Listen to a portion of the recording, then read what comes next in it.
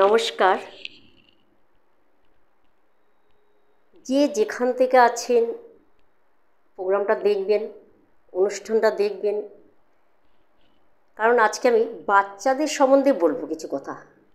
যেই মায়েরা আমাকে প্রশ্ন করছেন, অনুরোধ করছেন যে বাচ্চাদের সম্বন্ধে কিছু বলুন ম্যাডাম, কারণ বাচ্চাদের সম্বন্ধে কিছু না বললে আমরা কিন্তু সেইভাবে বাচ্চাদেরকে মেনটেন করতে পারছি না বা কন্ট্রোল করতে পারছি না।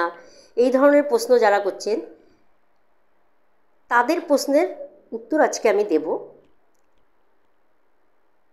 যাদের বাচ্চা বা যাদের সন্তান খুব দুষ্টুমি করছে, খুব চঞ্চল, কোনো কথাই শোনে না, সন্তান বড় হয়ে গেছে তা সত্ত্বেও কোনো কথা শুনছে না, কারুর বুদ্ধি নিচ্ছে না, যা ইচ্ছা তাই করছে, সন্তানকে পড়তে বসতে বললে সে পড়াশোনা ঠিকমতো করছে না এবং খাওয়া দাওয়া ঠিকমতো করছে না, সারাক্ষণ সে যদি মোবাইল নিয়ে বসে থাকে, সারাক্ষণ সে যদি ফোনে সবসময় বিজি থাকে, যদি এই ধরনের আপনার সন্তান আচরণ করে,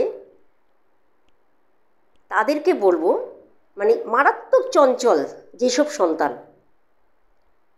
তাদের সম্বন্ধেই আমি কিন্তু আজকে বলবো। কারণ গার্জিয়ানের এটা অনুরোধ, গার্জিয়ানের অনুরোধের প্রশ্নের অ্যান্সার আজকে আমি দেবো।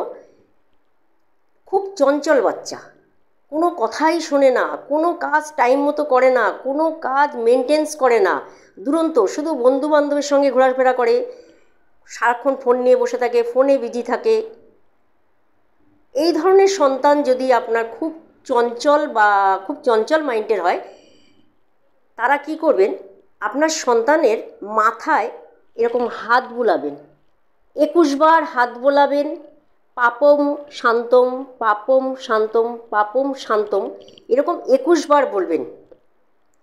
21 বার পাপম শান্তম আপনি এই কথাটা শুধু বলবেন, দেখবেন আপনার সন্তান কিন্তু আপনার বাধ্য হবে, টাইম মতো পড়াশোনা করবে, ঠিক মতো টাইম মতো কাজকর্ম করবে, টাইম মতো সে কিন্তু সব কিছু মেনটেন্স করবে আপনার সন্তান। শুধু মাথায় হাত রেখে পাপং শান্ত্রং 21 বার করুন, দেখুন এর রেজাল্ট।